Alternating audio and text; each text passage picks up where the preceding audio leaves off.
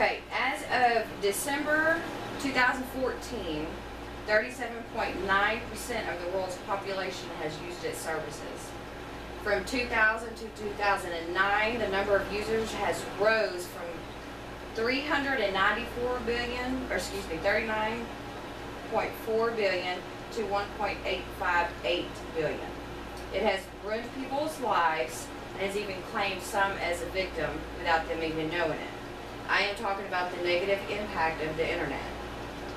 Today I'm going to explain to you the information, the dangerous information that you can find on the internet, how it can affect children and adults, and how you can become a victim and not even realize it. Now, children have to deal with the dangers of cyberbullying and approaches by sexual predators who pose as children on the internet. Children also encounter material that could be upsetting or parents would consider as not age appropriate. Due to the naivety of children, they may also post personal information about themselves and about their family, not even realize that they're putting themselves at risk unless someone tells them not to. Now, estimated in 2003 that 20% of all pornography traded on the internet was child pornography, and since 1997, the number of children of pornography images available on the internet has went up to 1,500%. The internet can also cause adults grief. A Korean study into the disorder of pathological use of internet results in negative life consequences, such as job loss, marriage breakdown, financial debt, and even academic failure.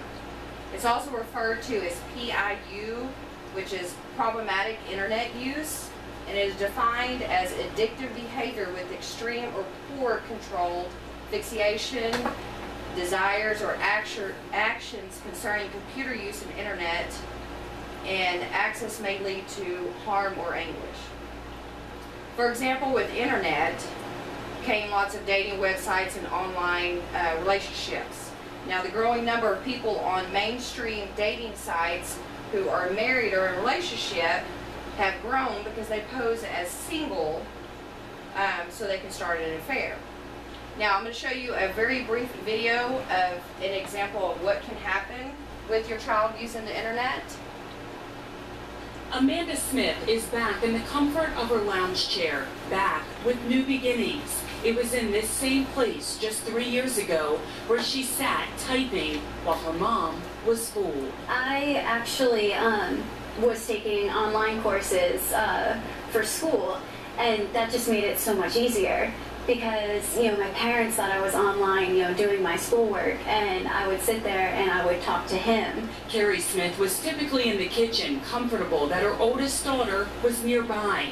Little did she know she was meeting strangers while in plain view. Her straight-A student was capable of the impossible. I would tell my friends all the time, just teenage girls are great. She talks to me about everything, and she comes home from school and just debriefs. What Amanda left out stunned her parents and changed her life.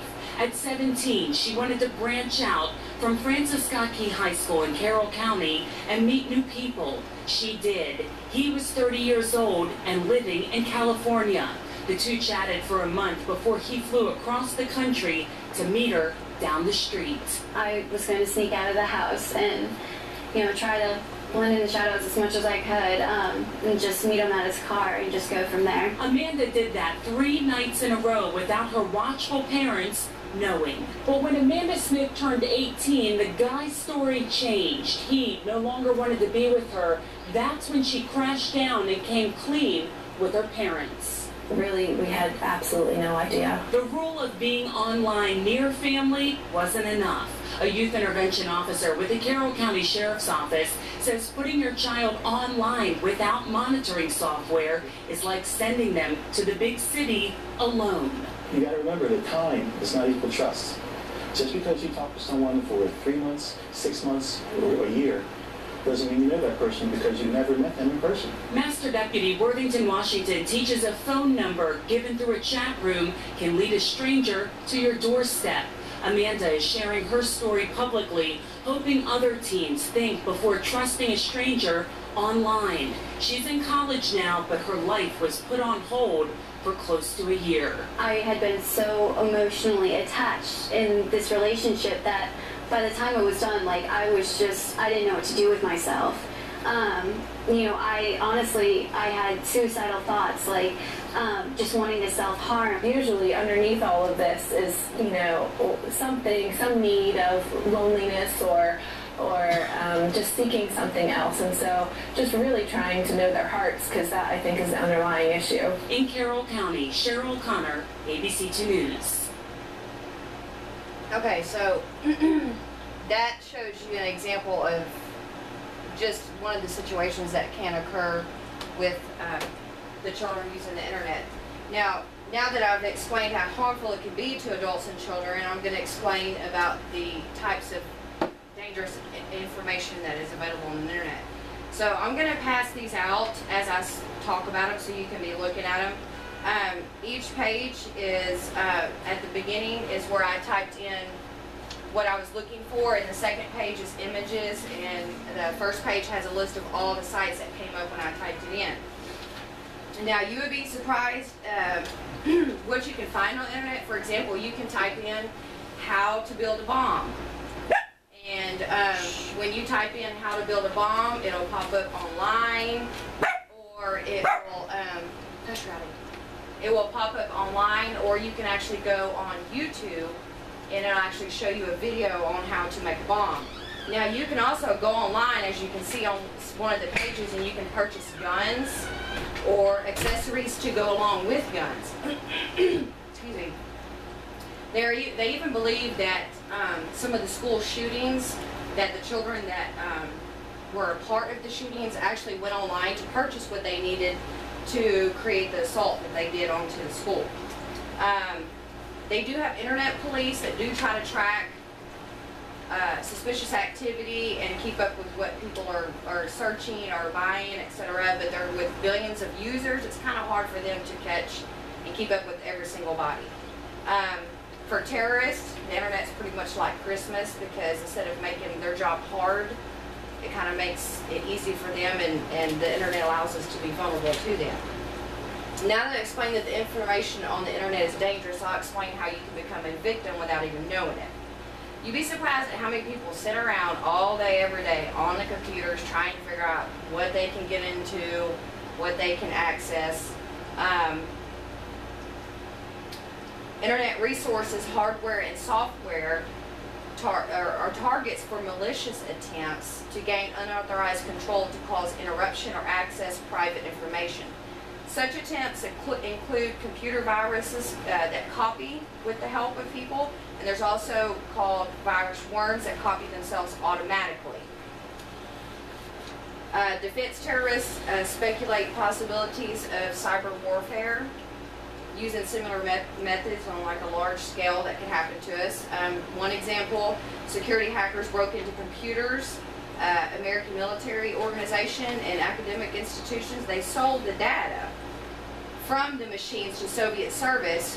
One of them did it in order to supply his drug addiction. There's always your usual threats like credit card, bank information, etc. that can always be accessed if you pay your bills online. They can also hack into your phones, GPS, and even track where you've been, where you go. They can even get into your cable through a third party and track your IP address, and they can actually see what shows you've watched, what you've been watching. Now today, since I have informed you how you can become a victim of the internet without even knowing, the information on the internet that is dangerous, and how it can be harmful to adults and children. Internet has helped advance our society in many ways, and has also made things convenient for us, so there is a positive aspect for it. But everyone should always be aware and keep in mind the dangers or the risk of the internet. And the best way I can describe that to you is, for example, when you are out in the woods and you're walking down the nature trail, and you're taking in the scenery, the trees are beautiful, there's squirrels, there's rabbits, etc., and you're enjoying yourself, but at the same time, in the back of your mind, you're still kind of being cautious and being aware of your surroundings, because you know that in that prettiness there is other things that can harm you. There are animals and certain things that can hurt you while you're on that nature walk.